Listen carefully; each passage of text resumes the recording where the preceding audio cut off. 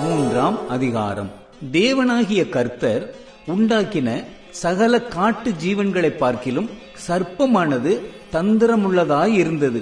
அது ஸ்திரியை நோக்கி, நீங்கள் தோட்டத்தில் உள்ள சகல விருட்சங்களின் கனியையும் புசிக்க வேண்டாம் என்று தேவன் சொன்னது உண்டோ என்றது. ஸ்திரீ சர்ப்பத்தை பார்த்து, நாங்கள் தோட்டத்தில் உள்ள விருட்சங்களின் கனிகளை புசிக்கலாம், ஆனாலும் தோட்டத்தின் நடுவில் இருக்கிற விருட்சத்தின் கனியை குறித்து தேவன் நீங்கள் சாகாதபடிக்கு அதை புசிக்கவும் அதை தொடவும் வேண்டாம் என்று சொன்னார் என்றாள். அப்பொழுது சர்ப்பம் ஸ்திரியை நோக்கி, நீங்கள் சாகவே சாவதில்லை. நீங்கள் இதை புசிக்கும் நாளிலே உங்கள் கண்கள் திறக்கப்படும் என்றும் நீங்கள் நன்மை தீமை அறிந்து தேவர்களைப் போல் இருப்பீர்கள் என்றும் தேவன் அறிவார் என்றது.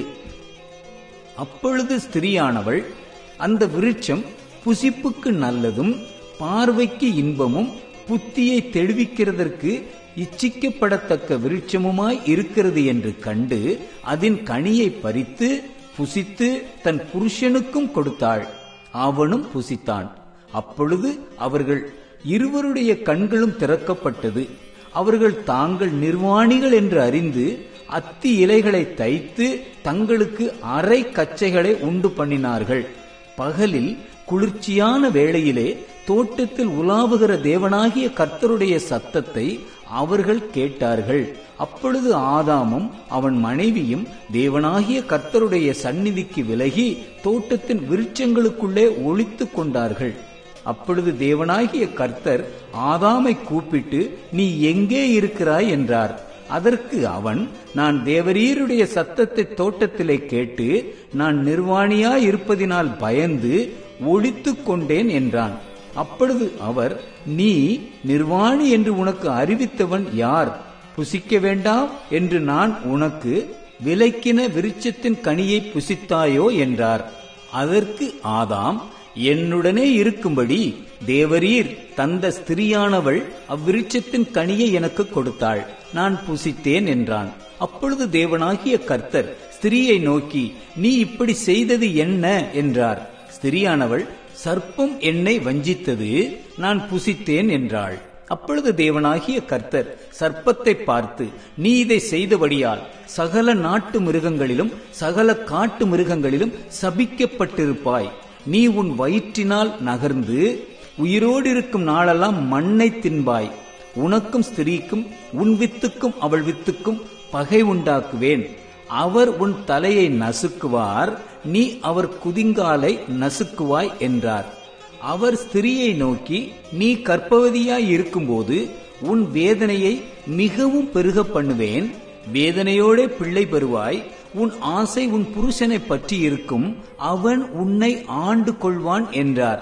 பின்பு அவர் ஆதாமை நோக்கி, நீ உன் மனைவியின் வார்த்தைக்கு செவி கொடுத்து புசிக்க வேண்டாம் என்று நான் உனக்கு விலக்கின விருட்சத்தின் கனியை புசித்தபடியினாலே பூமி உன் நிமித்தம் சபிக்கப்பட்டிருக்கும்.